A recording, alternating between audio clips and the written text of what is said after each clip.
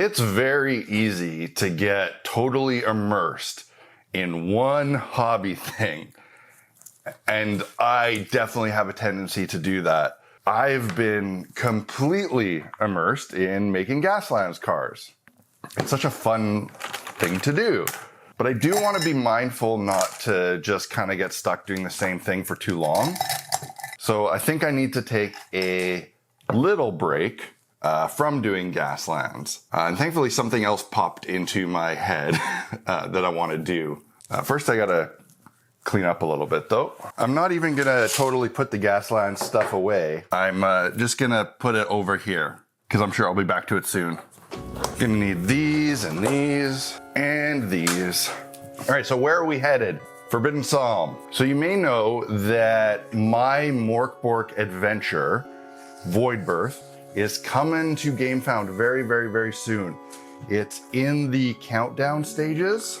I'll put a link in the description. I would love it if you went and checked it out. It's gonna be a short campaign. It's only gonna run for 14 days. And it's something I'm very proud of. I'm really excited that one of the stretch goals for the campaign is getting Will, the author of Forbidden Psalm, to write an original Forbidden Psalm expansion in the setting of Tenebris, in which Voidbirth is set, using the Voidbirth models for Forbidden Psalm. It's really cool, really exciting. And that just made me think, hey, I want to make a little Forbidden Psalm warband. And I want to do it using these. This is a bag full of miscast goblins. Actually, miscast, not from Trent miscast. These are actually my little knife goblin model that I have available. When I got the castings, a lot of them came with broken knives. So I didn't want to sell them. I separated them all because I wanted to save the heads. I just completely love the head sculpt on these. And I've saved them because I knew I wanted to do something where I just use a bunch of these goblin heads. And I think an all goblins Forbidden Psalm warband is the way to go. These goblins are pretty small. So I think that the Frostgrave kits and some other Wargames Atlantic ones will be the most appropriately sized for these heads. So definitely gonna start with one of these cultist bodies.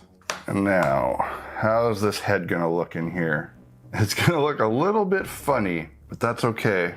So these goblins don't actually have any neck in their sculpts. So it's gonna give all of these this kind of funny hunched over look. But I think that's okay. I think that will look good. Just get them some arms.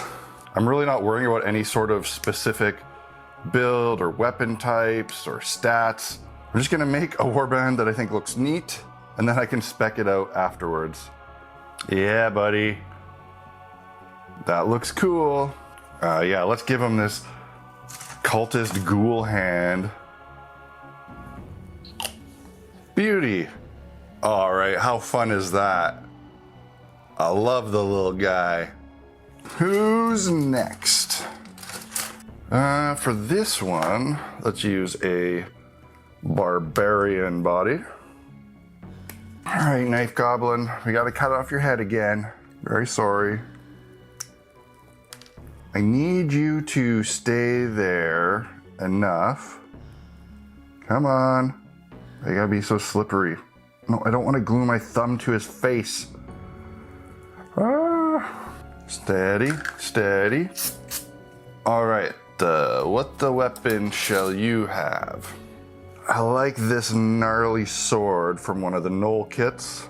One thing I kind of don't like about these Frostgrave kits from North Star is that all the weapons are in the right hand and all the empty hands are left hands, which is kind of sucky, but there's something a little bit endearing about all the models in the warband holding their weapons in the same hand, kind of in the same way that like really old flat cast models have a sort of charm to them.